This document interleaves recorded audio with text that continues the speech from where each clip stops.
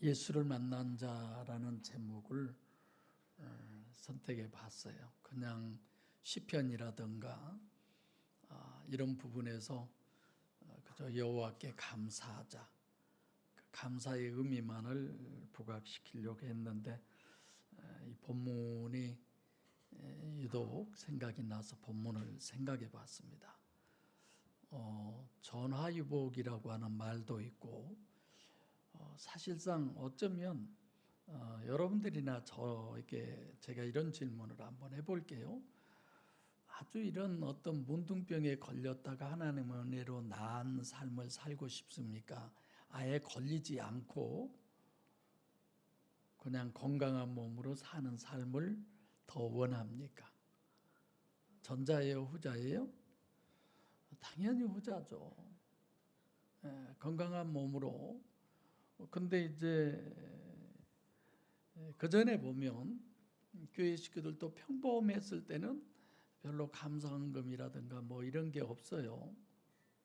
그러다가 엄청난 어떤 고난을 당하고 그 고난에서 벗어났을 때 하나님 감사합니다 하고 감사헌금을 하더라. 그래서 주기적으로들 아팠으면 좋겠다.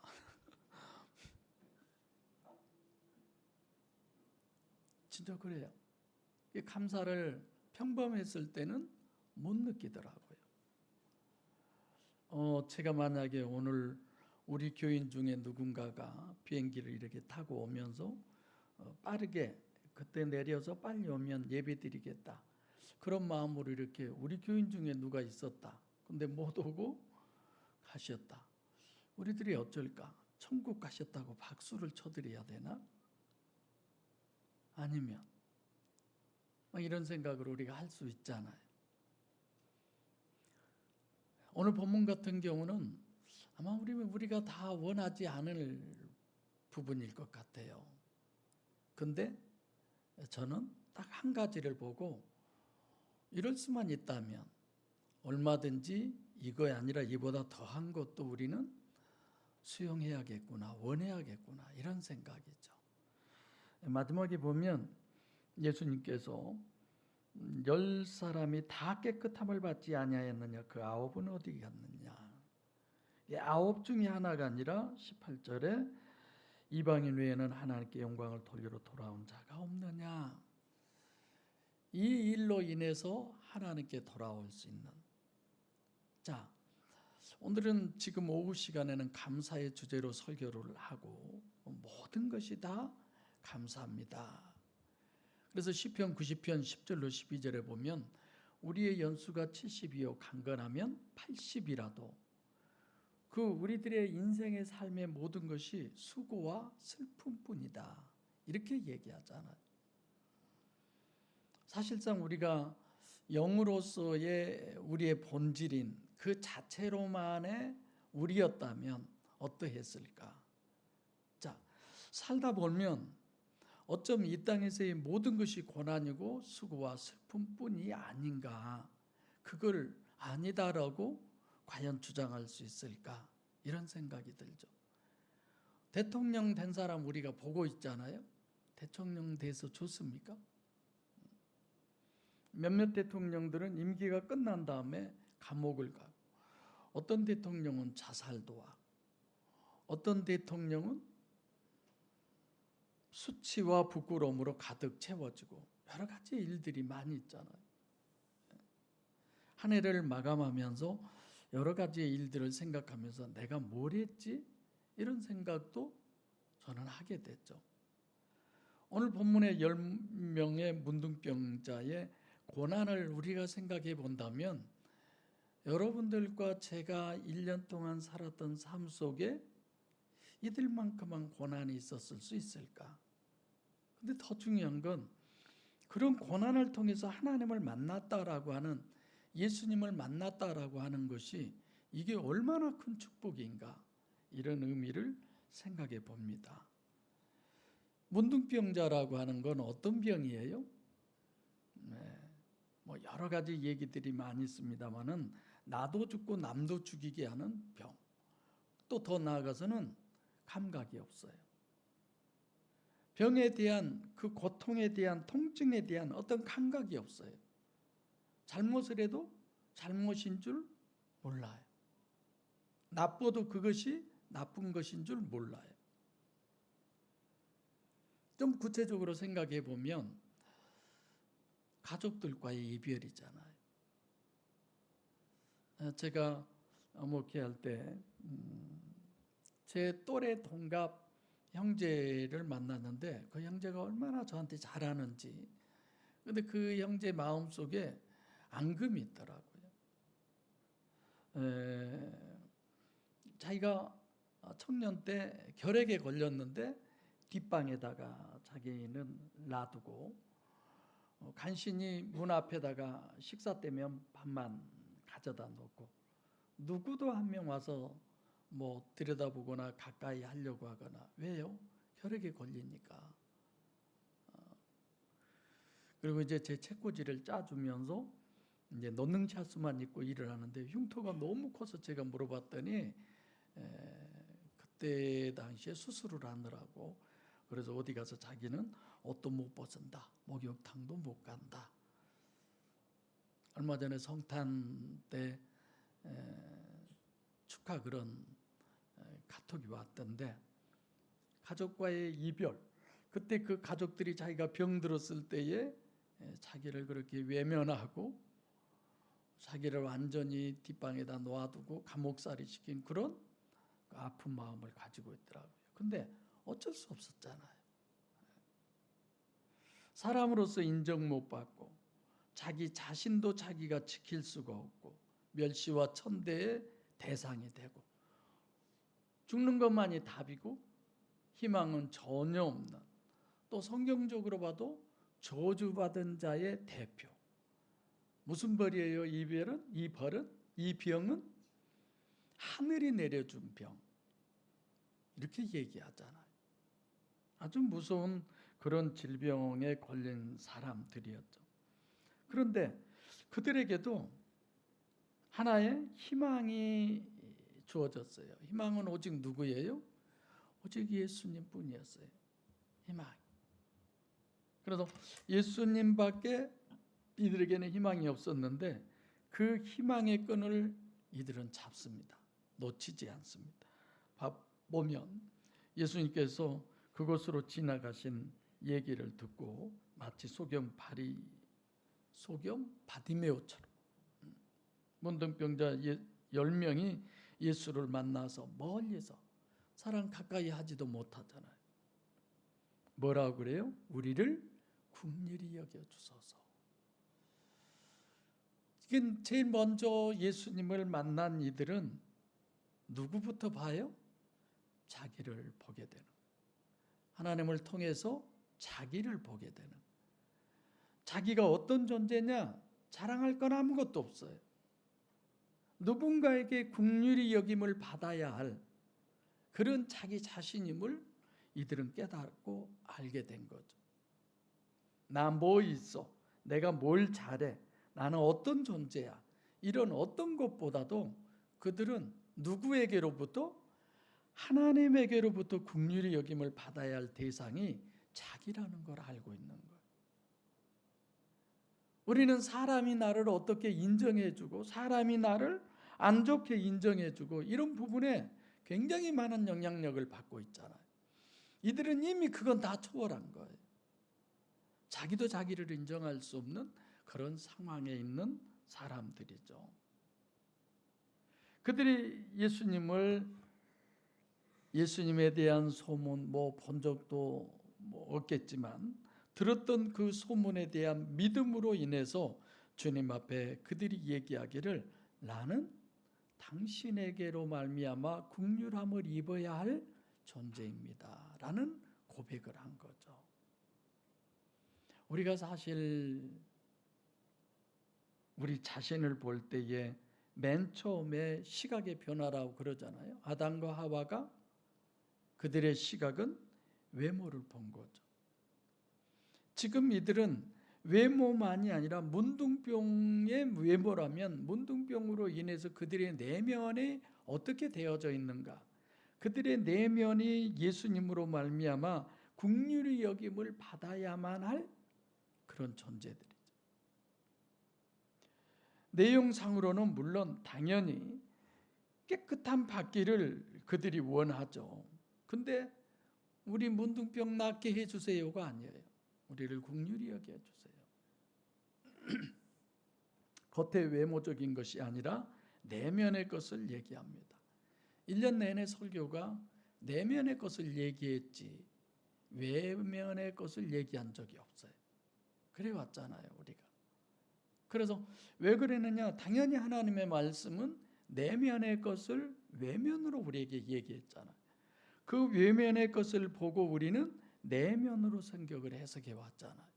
그러니까 당연히 영적 얘기를 할 수밖에 없는 거죠.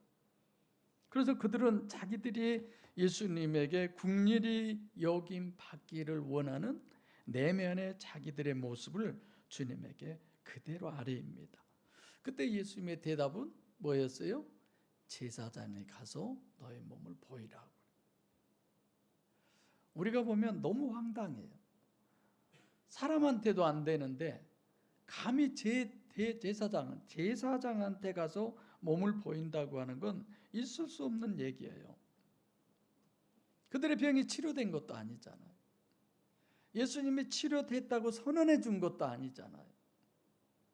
있는 모습 그대로, 상황 그대로 주님이 말씀하신 대로 그냥 가는 거예요. 가다가 그냥 일반인들이 뛰어도, 눈에 띄어도 뭘로 때려 죽여요? 돌을 던져서 돌에 맞아 죽을 상황이 된 거예요. 주님은 그걸 그대로 허락한 거예요. 참 성경은 저는 늘 그래요. 야, 신비하다 이런 생각을 늘 많이 하는데 믿음이 아니고는 이 부분도 결코 해결할 수 없는 부분이에요. 믿음이 있기 때문에 가잖아요. 자기에게 아무런 변화도 없고 달라진 것도 없어요. 있는 그대로예요. 현실도 그대로예요. 상황도 변하지도 않습니다. 문둥병 그대로죠. 그대로 가다가 사람들에게 눈에 띄면 돌에 맞아 죽을 상황이에요. 더군다나 제사장 앞에는 절대로 가서는 안 될 상황이에요. 이들은 다 알고 있는 사람들입니다. 그런데 예수님께서 제사장들에게 너희 몸을 보이라고 했을 때 그들은 그대로 갑니다. 근데 가다가 역사가 일어나요. 2024년 한 해에 오다가도 우리에게 있어서의 늘 어떤 역사가, 감사의 역사가 일어납니다. 일어났습니다. 저는 늘 그 생각을 해요. 감사합니다. 감사합니다. 좋은 성도들 주어서, 이 복음 전할 수 있는 기회를 주어서, 보이지 않고 들리지 않고 감지되지 않는 영적 세계를 육적인 부분으로 우리가 서로 얘기할 수 있고 그 영적인 걸 육적으로도 얼마든지 감지할 수 있는 이 은혜 주신 것에 대해서 저는 늘 감사하죠. 여러분들도 그러시리라 저는 믿습니다. 가다가 깨끗함을 받았어요. 문제가 다 해결됐어요. 얼마나 좋겠어요. 근데 이제 왜 지금부터 새로운 어떤 전환점이 생깁니다. 그 중에 하나가 자기의 나은 것을 보고 큰 소리로 하나님께 영광을 돌리며 돌아와라고 얘기하죠. 우리는 늘 원인을 중요시하는 성도들이에요. 무조건 교회 다니면서 건강하고 물질의 부요함, 세상적으로의 유명, 이게 중요한 것이 아니라 과연 원인이 뭐냐 이거죠. 그래서 종종 설교 들어보면 하나님이 주시는 것이라면은 어떤 고난도 감사하면서 받고, 하나님이 주시지 않는 것이라면 어떤 부요라든가 인간관계라든가 건강이라든가 이런 것도 원하지 않습니다. 이런 유형의 설교의 그 마디마디가 들어있는 부분을 저도 들어보면서 이게 말로만이 아니라 실제여야지 이런 생각을 늘 하게 됐죠. 자기의 나은 것을 보고 큰 소리로 하나님께, 누가요? 하나님께서 내 병 치료, 하나님이 내 문제 해결해 주시고 하나님이 나를 긍휼히 여겨 주시고, 그래서 우리가 감사할 수 있는 것은 대상이잖아요. 대상에게 우리는 감사를 하잖아요. 그 대상이 하나님인 줄로 믿습니다. 우리가 살아오는 모든 삶의 부분들이, 저는 2024년을 통해서 아주 대박이 나서 돈을 어마어마하게 많이 벌었다든지, 죽을 문턱에까지 갔다가 그냥 건강한 사람보다 더 건강해서 살아왔다든지, 아주 세계적인 유명 인사가 됐던 한강 씨 마냥으로 자기가 하던 일을 인정받아서, 이런 건 저는 하나도 생각해 본 적 없어요. 그러나 우리들의 내면에 있어서의 성숙과 영의 실체성에 대한 믿음과 하나님을 향한 구원의 복음의 확신에 대한 이 부분에 저는 너무나도 우리는 큰 것을 받았고, 너무 그 부분에 있어서 저는 감사할 조건이라고 충분히 여겨집니다.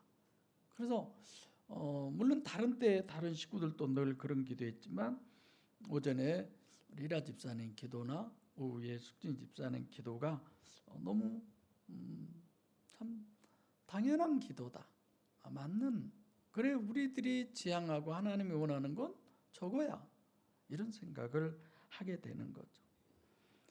여러분들은 만약에 오늘 내가 죽는다면이라고 오전에 얘기했지만, 주님께서 2024년 한 해 동안 너에게 있어서의 가장 나를 향해서, 지금 이 10명의 문둥병자들이 우리를 긍휼히 여기소서라고 하는 이 하나의 강구를 했듯이, 우리가 고백을 한다면 주님 앞에 여러분 뭐라고 고백하실 겁니까?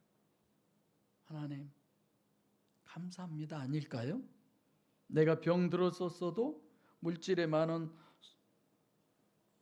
손해를 보았다 할지라도, 아니면 사람들로 인해서 오히려 더 인정받지 못한 안 좋은 인정, 그런 상황 속에 내가 놓였다 할지라도, 하나님 이것만으로도 너무나도 감사합니다. 너무 큰 것입니다. 너무 큰 유익입니다. 저는 그런 고백이, 그래서 여러분 앞에 오전에는 은혜였습니다, 오후에는 감사합니다, 이런 부분을 가져본 거죠. 항상 여러분과 저는 원인에 관심을 갖고 있는 사람들입니다. 그리고 원인 위주의 신앙생활을 하고 있어요. 그래서 16절에 그가 돌아와서 예수님 앞에 하는 행동이 발 앞에 엎드려 사례를 하니, 그는 결국은 사마리아인, 이방인이었어요. 모든 것들이 부족했죠. 오히려 함께 신앙생활하는 사람들에게도, 어쩌면 유대인들에게서는 사람으로 인정도 받지 못한, 상종 가치도 인정받지 못한 그런 사람의 한 사람이었음에도 불구하고 하나님 앞에서는 얼마든지 할 수 있었던 것입니다. 우리에겐 다 각자 자기의 기준이 있어요. 저는 저 나름대로의 기준이 있어요. 여러분 나름대로의 기준이 있어요. 나하고 같은 기준이 아니라고 그래서 우리는 상대를, 내가 의롭고 상대는 불의한 자라고 해서는 안 됩니다. 내가 불의하고 상대도 불의한 자로 봐서도 안 되죠. 기준은 다 다르죠. 그러나 항상 우리가 가지고 있는 구원의 기준만큼은 하나고, 영적 신앙 삶의 복음의 해석의 이런 모든 부분의 기준은 같지만, 하나님 앞에 내가 어떻게 하느냐는 전혀 달라요. 지금 이 친구는 예수님의 발 앞에 엎드렸다고 그랬습니다. 내가 그런 상황에서 그렇게 치료받았다면 내가 뭔 짓을 못해? 물론 그럴 수 있겠죠. 또 우리는 이보다 더할 수도 있겠죠. 그는 자기를 긍휼히 여겼던 주님 앞에 결국은 뭘 했어요? 뭘 했어요, 이 사람이? 15절 아니 16절 시작. 예수의 발 아래 엎드려 살해하니 저는 사마리아인이라. 감사했어요. 발 앞에 엎드린 그것 자체였습니까? 주님이 이 사람에게 살해를 받은 것은 그의 마음이었어요. 그래서 어떤 부분을 봐도 주님은 이 마음을 보는 거예요. 항상. 과연 은혜였나? 2024년도가 2024년 결국 마무리가 감사합니다였나? 그 마음을 주님은 우리에게 원하시는 거예요. 저는 신년 예배를 통해서 물론 당연히 하나님 성령에 의하여 움직이는 성령의 말하게 하심, 성령의, 그래서 제목을 그렇게 잡아놨어요. 그리고 이제 1월 첫 주가 되면 내 나름대로 구상한 전혀 여러분들이 예상하지 않는 그런 설교, 그런 예배 패턴을 한번 새해 첫째는 가져볼까 그 생각을 하고 있어요. 제가 준비가 되면 그렇게 할 것이고, 내가 지난주에는 거의 한 주간 내내 누워 있었어요. 여러분들처럼 막 이렇게 일을 하고 해야 손발에 힘이 있는데 그러지를 않아서 그런지 많이 힘들던데, 오후 시간에는 좀 밥을 맛있게 먹어서 그런지 좀 괜찮은데 여러분들 하나님 앞에 어떤 사례를 하십니까? 무슨 일이 있으면 헌금하는 걸로 사례가 끝납니까? 아니면 진짜 모든 이들에게 어떤 하나님이 나와 함께 하셨던 부분들을 간증함으로 사례하십니까? 오늘 본문의 이 사람은요, 입도 뻥긋 안 해도 많은 사람들이 하나님의 역사 속에 이 사람이 있었다는 걸 다 경험할 수 있어요. 그러잖아요. 문둥병자였잖아요. 근데 그들이 깨끗함을 받았다. 다 치료됐잖아요. 우리는 2024년 한 해를 마무리하면서 내가 하나님 앞에 감사한 걸 어떻게 살해할까? 무엇으로 살해할까? 감사헌금 했었나? 이런 사례를 주님이 원하실까요? 물론 그러죠. 우리가 속에 있는 걸 겉으로 표현하는 거니까.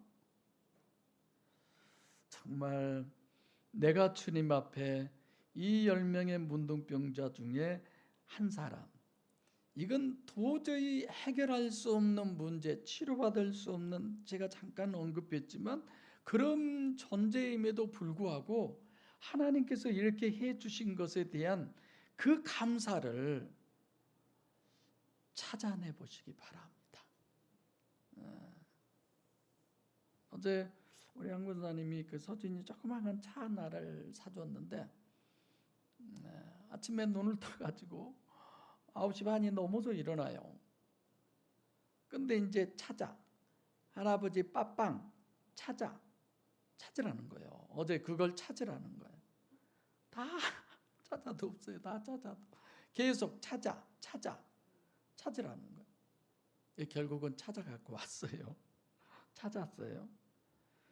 한번 찾아보세요. 기도로 찾아보세요. 하나님이 나에게 2024년 한 해 동안 해주신 것 중에 내가 정말 하나님 앞에 하나님이 원하는 그 감사의 조건을, 그 감사했었던 일을 찾게 해주세요. 찾는 여러분과 제가 되시기 바랍니다. 네. 그래서 예수님이 찾는 사람은 17절에 보면 다 깨끗함을 받았는데 너 말고 9명 어디 있어? 이 9명 어디 있냐고 하는 그 9명을 찾는 것보다 깨끗함을 받고 주님 앞에 돌아온 그 한 사람을 찾는 것을 더 부각시키는 내용이에요. 9명이 어디 갔어?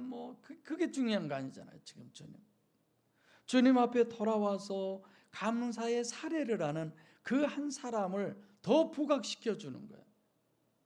똑같은 혜택을 받았는데, 똑같이 국률함을 받았는데, 똑같이 복음을 들었는데 주님 앞에 진정 살해하는 사람은 너뿐이구나, 네가 진짜구나, 너만이구나, 이런 거죠.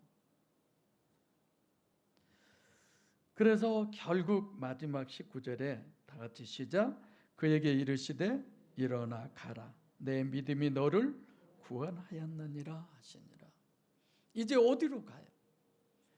자기 가족, 물론 가족, 하나님의 치료함을 받은 하나님의 흔적을 모든 이들에게 드러내야 하는 증인의 길로 이 사람은 가게 된 겁니다. 할렐루야. 우리의 삶도 그런 거잖아요.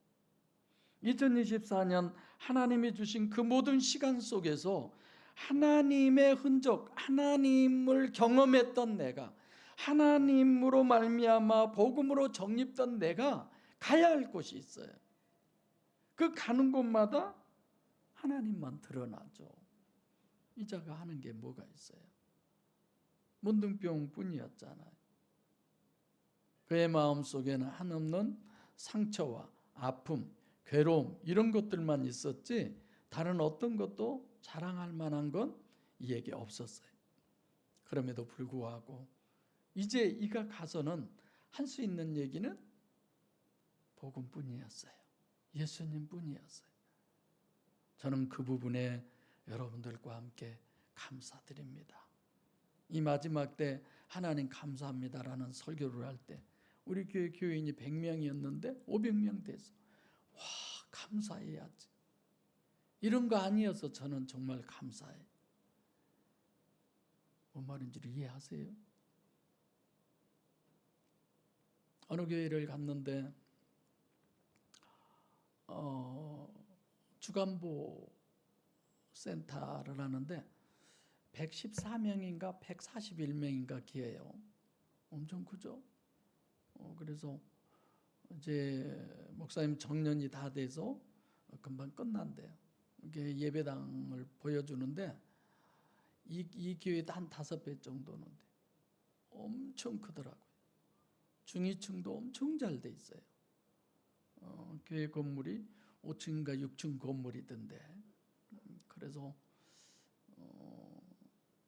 이제 곧 정년 퇴임하면 교회 없애버리고 전체를 요양보호센터로 해서 월요일 날, 목요일 날 이렇게 예배를 드리겠대요. 그래서 나름 이런저런 생각들도 많이 했지만 와, 이 아까운 교회를 이런 생각이 들기도 했지만 물론 그렇게 해서 노인들의 영혼 구원을 위해서 나름대로 어떤 계획이 있겠지만 참 좋겠다 이런 생각도 해보기도 합니다. 그러나 우리는 어떤 겉에 드러난 외적인 그런 부분보다 주님이 보시기에 주님 앞에 와서 살해한 그 한 사람을 주님은 기대하는 거죠. 주님이 모르겠습니까? 이미 치료해 주기 전에 9은 다 갈 줄 알아요. 지금 그 9은 어디 갔느냐, 어디서 무엇을 하고 있는지 주님은 다 알아요. 문제는 주님과 관계가 돼요, 안 돼요? 안 된 거예요. 우리가 보면 치료받아서 정말 좋은 관계가 된 것 같지만 안 된 거예요. 하나님의 말씀이 여러분과 제 심령 안에 새겨져서 그 말씀의 끈으로 말미암아 주님과 관계된 여러분과 제가 되기를 바랍니다. 그래서 정말 어떤 상황과 여건과 환경 속에서도 감사가 차고 넘치는 우리들이 돼야죠. 그래서 이 문둥병자는 나중에 그랬으리라고 생각합니다. 야, 참 내가 문둥병에 걸리길 다행이지. 안 걸렸었으면 내가 어떻게 됐을까? 이러지 않았을까 싶어져요. 그래서 여러분들과 저에게 신앙 고백 2024년 마지막 하나님 범사에 감사합니다. 이 고백만이시길 바랍니다.